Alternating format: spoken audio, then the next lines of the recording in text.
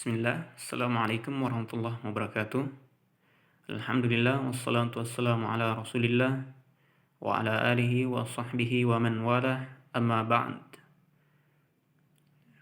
Masih di pelajaran Al-Baghdadiyah untuk perubahan huruf hijaiyah ketika berada di awal, di tengah maupun di akhir. Yang mana di video kali ini insyaallah kita akan lihat perubahan huruf untuk huruf ta, dha, ain, dan ghain. Perlu dicatat bahwa huruf-huruf ini bisa disambung dengan huruf sebelumnya dan juga huruf setelahnya. Lalu bagaimana perubahannya? Kita lihat dulu untuk perubahan huruf ta dan dha. Huruf ta dan dha bentuknya itu sama, hanya beda pada tanda titiknya. Hanya beda pada tanda titiknya. Ketika berada di awal, disambungkan dengan huruf setelahnya. Nah, bentuknya seperti ini. Kemudian ketika berada di tengah, maka disambungkan dengan huruf sebelumnya. Dan juga disambungkan dengan huruf setelahnya. Bentuknya kurang lebih seperti ini. Lalu ketika berada di akhir, maka disambungkan dengan huruf sebelumnya. Sambungkan dengan huruf sebelumnya. Kurang lebih seperti itu. Jadi sambungan huruf dulu yang bersambung dari belakang, kemudian kita buat huruf ta ataupun huruf dha, beda titik saja. Nah, bagaimana dicontoh? Kita lihat huruf ta ketika berada di awal dicontoh ketemu dengan huruf ba. Maka bentuk penulisannya sudah dijelaskan, disambungkan dengan huruf ba di depannya. Jadi taba'ah. Ketika di tengah disambungkan dengan huruf sebelumnya yaitu fa dan huruf ra di setelahnya, sehingga menjadi seperti di bawah fatara.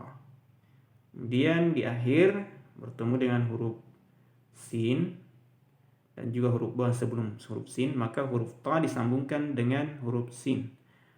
Jadi seperti di bawah basata. Untuk huruf dha kurang lebih sama, hanya beda di tanda titiknya.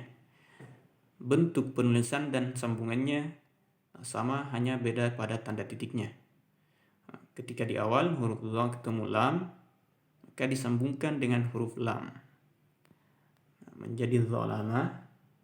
Kemudian na di huruf sebelumnya dan ra di huruf setelahnya disambungkan jadi nazara. Kemudian huruf ha dan fa di huruf sebelum dha disambungkan menjadi huruf seperti bawah ini menjadi hafizah. Selanjutnya untuk huruf ain dan ghain. Dasar perubahannya juga sama antara huruf ain dan ghain. Hanya bentuknya yang berbeda, hanya ada pada tanda titik di atasnya. Huruf ain tidak memiliki tanda titik, sementara huruf ghain ada tanda titiknya. Ya. Nah, ketika berada di awal, huruf ain maupun ghain itu dihilangkan bagian bawahnya, bagian ekornya, sehingga menyerupai bentuk hamzah. Tetapi karena dia di awal dan bisa disambung dengan huruf sebelum dan setelahnya, maka dia disambungkan dengan huruf setelahnya. Misal ada huruf waw di sesudahnya, maka disambungkan seperti ini. Begitu juga dengan huruf ghain. Kurang lebih seperti itu. Kemudian ketika berada di tengah, maka bentuknya berubah lagi. Bentuk untuk huruf ain dan ghain ketika berada di tengah adalah disambungkan dengan huruf sebelum dan sesudahnya. Tetapi bentuk huruf ain menjadi seperti ini. Ini adalah tanda huruf sebelumnya dan ini adalah tanda penyambungan ke huruf setelahnya. Ini adalah huruf ain dan ketika ada tanda titiknya maka adalah huruf ghain. Ya, tidak berbeda jauh, hanya berbeda di tanda titik saja. Huruf ain dan huruf ghain.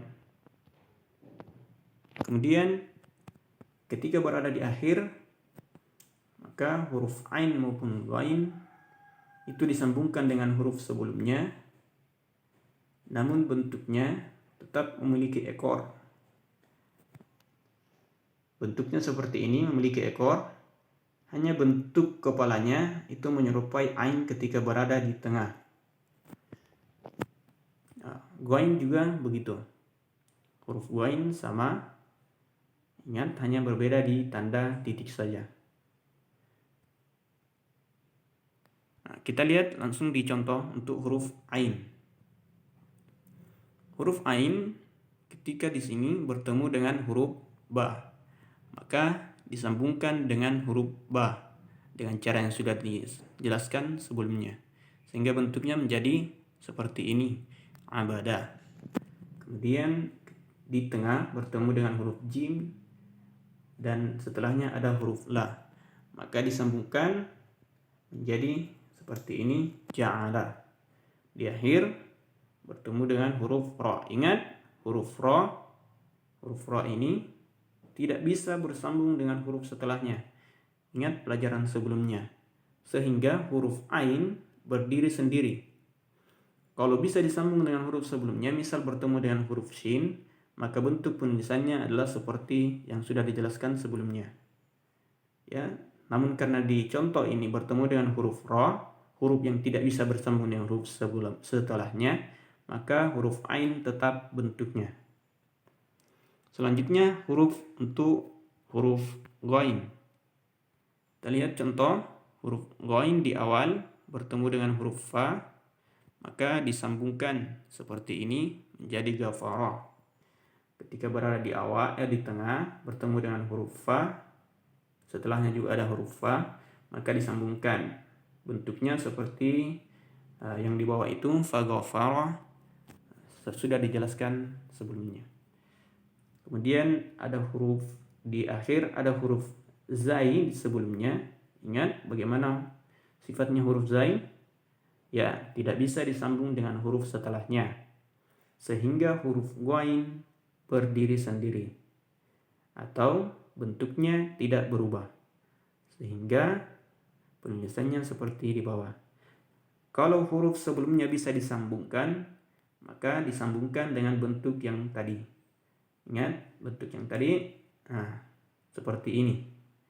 Namun di contoh ini adalah bertemu dengan huruf zai, di mana tidak bisa bersambung dengan huruf setelahnya, maka huruf ghain berdiri sendiri atau tidak berubah bentuk penulisannya. Demikian untuk video kali ini. Semoga dapat dipahami. Syukran, jazakumullah khair. Assalamualaikum warahmatullahi wabarakatuh.